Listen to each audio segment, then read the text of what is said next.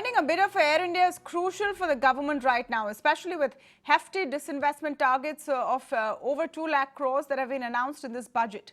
Now, to sweeten the deal, the government has agreed to sell 100% of its stake after its last attempt failed to sell Air India. But now, in what could be a spanner in the works, the DIPAM secretary has been quoted as saying that whoever buys the airline will not get a free hand in shedding excess workforce. Now, Air India and Air India Express between them have over 12,000 employees. Will these conditions, and we're not yet clear, it's not in the public domain what the other conditions also will be, will all of this scare off prospective buyers? Do we seem to be going always 2 steps forward and 4 steps back when it comes to the disinvestment process? To speak on this, I'm joined today by Jitendra Bhargava, former ED of Air India, Dhiraj Mathur, advisor Aerospace and Defence, and Dr. Ajay, former DIPP Secretary. Welcome to all of you and thank you for speaking with us again. Mr. Dua, let me in fact get your point of view first. When there is such optimism and clarity coming from the minister saying that, this time we're going to make sure that the deal is sweetened, do you think a statement like this sort of sours the whole situation, because no one is going to want to buy, a significant stake, run an airline, and then be told who to keep, who not to keep, or how many people to keep?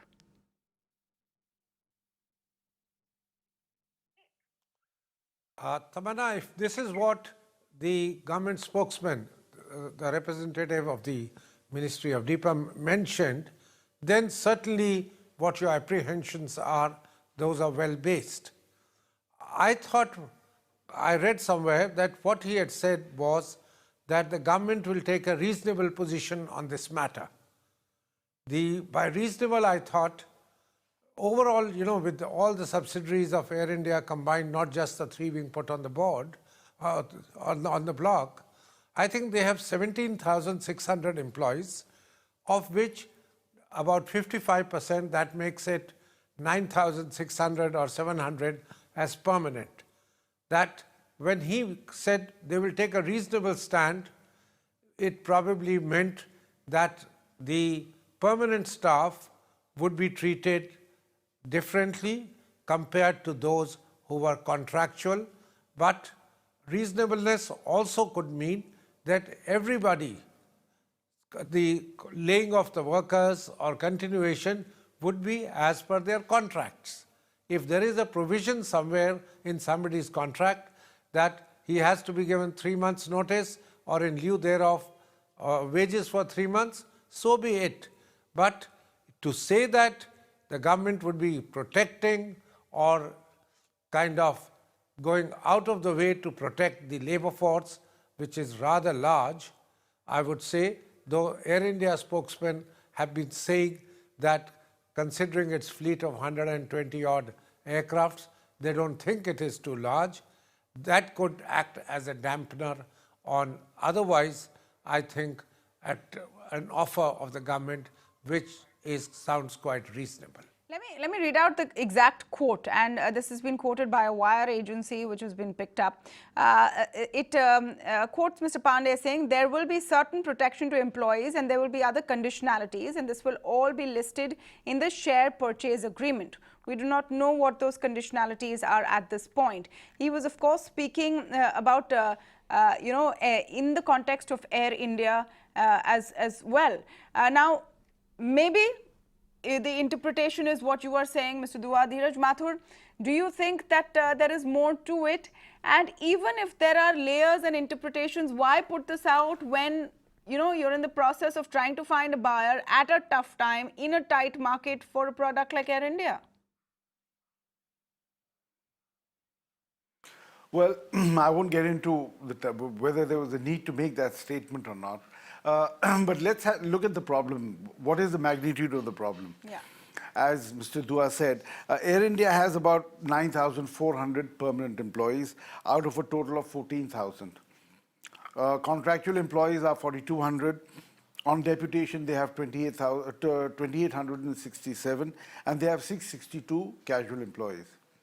Now, so 67% of their workforce is permanent.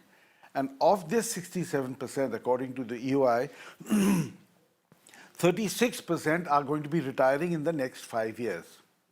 So what this clearly shows is that actually Air India is not overstaffed. And there are a couple of other numbers very quickly. Their employee cost as a percentage of revenue is 11%, which is the same as Indigo and only marginally higher than Go Air. But if you compare British Airways, it's 19%. You compare Cathay, it's 17%, and Singapore Airlines is 15%. So, and their employees per aircraft is 133, Indigo has 108, Singapore has 136. So, the first thing to understand is that this is not a bloated workforce that anybody is inheriting. Number one. Number two, the fact that 36% of their permanent employees are retiring in the next 5 years clearly shows that they haven't been hiring. Yeah. And that's a fact. We all know that there's been a hiring freeze in Air India. There's been an expansion freeze. So whoever acquires will actually have to hire more employees. And so the first thing is the problem itself is not as big as is probably being perceived. That's the first point. And the second point is that as far as the welfare of the employees are concerned, the EOI has said that 3% of the offering shares must be set aside for employee stock options. So already they have built in a major sort of protection or safeguard for employee interests. And the third point I want to make is that, look, at the end of the day, an airlines is a service industry. I mean, of course, they own aircraft; those are there, and they have some fixed assets. But ultimately, the delivery of the output is the service, and therefore, human beings, the employees, become a very, very important asset of the airlines. Now, Air India does have some very good, experienced personnel. It was owned by the government, subject to government corporate governance rules. No, it's okay. Well, let me come in here, Mr. Mathur. I'm not saying that which does implode. Yes, I'm not saying that those people who work in Air India just by token of working in Air India must be bad at their jobs and must be sacked. That's not what I'm trying to say. There must be many experienced people. I'm sure it is. It's you know, been in service for several years. Mr. Bhargava, I'm making a different point. I'm saying that if you are serious about getting this done, you can't start adding ifs and buts at this stage. That miscommunication hurts because it's not like there's a line of suitors outside the door. Tamanna, a few points. Number one, the statement is unwarranted if it has been made the way it's been reported by the media. That's one. Second, there is a need to understand the full picture. Who is opposing disinvestment? The unions. The unions have had a meeting with the Minister of Civil Aviation, Hardeep Puri, 2 meetings in the last month. What have they sought? A voluntary retirement scheme prior to disinvestment. So many employees will go away. And let us not forget what is Air India's culture vis-a-vis a private sector. What is in a government setup is there's seniority-based promotions. It's not merit-based promotions. The longer you serve, the higher you've risen in the hierarchy. Now, you certainly will not let that thing gel into a private sector running, which wants efficiency and productivity practices. So there will be a change. Perhaps if the statement has been made to soothe the feelings of the unions, etc., could be one thing. But VRS is certainly on the cards. And then you, out of the total figures have been given out by Mr. Who's going to pay for the VRS? Government of India. That's prior to disinvestment. So all that funds will be met by the government. Now, both Dhiraj and Mr. Dua made a statement, give the figures, etc. Let's put it this way. Pilots are an essential part of it. And they are as productive because they'll fly a Dreamliner, a 777 just the way anybody else in the cockpit would. There are cabin crew, the older lot and the younger lot. Retraining would be needed. And let's be very clear about it. Re-engineering of work practices will have to take place. Air India's work culture is that you've got departmentals and you have risen to general managers and deputy general managers. Numbers will be humongous. Now, you do not have that kind of a thing in a private setup because the general manager is a senior position and he earns very well, multiple 5 times at least of what Air India general manager gets. So there will be a rationalization of cost. That is why when Mr. Dhiraj Mathur said 11% is the cost. 11% is the cost because people at the junior level in government is paid more than their counterparts in the private sector, where people at the senior level are paid far less than their counterparts in the private sector. So there is an anomaly. So all these things will be required to be change as you go along. And to say that there will be no rationalization, I wouldn't agree. Anybody acquiring Air India will seek the best terms. And the ministry has made it very clear. I think the civil aviation minister said it, that as we go along and if there are some more issues that are raised by the potential acquirers, we will be willing to consider. And manpower is seen. This is why I feel the statement ought to have not been made. And if at all, explain in the chronological order that it will be preceded by a VRS, so the manpower for what we have given in the EOI would be lesser. Pilots are not a concern. Cabin crew, part of them are not a concern. Now, what we are talking about are the junior level people. Yes, they are paid significantly more than what a private sector pays. It's up to the buyer. It's up to the buyer to decide what they want to do.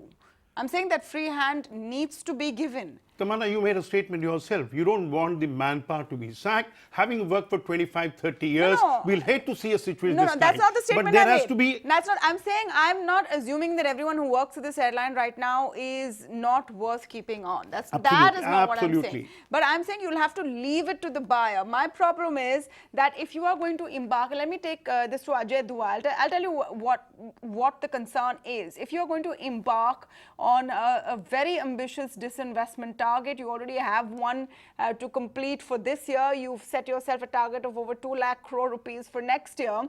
Of course, Air India is going to be one of those marquee big ticket ones. You are going to have to let go of this tendency with sometimes, and I know that this is not going to be popular here in this panel, but senior bureaucracy seems to have this tendency to, sort of throw a googly in the middle of it, a spanner in the works. We're going to have to resist from that, isn't it, Mr. Dua?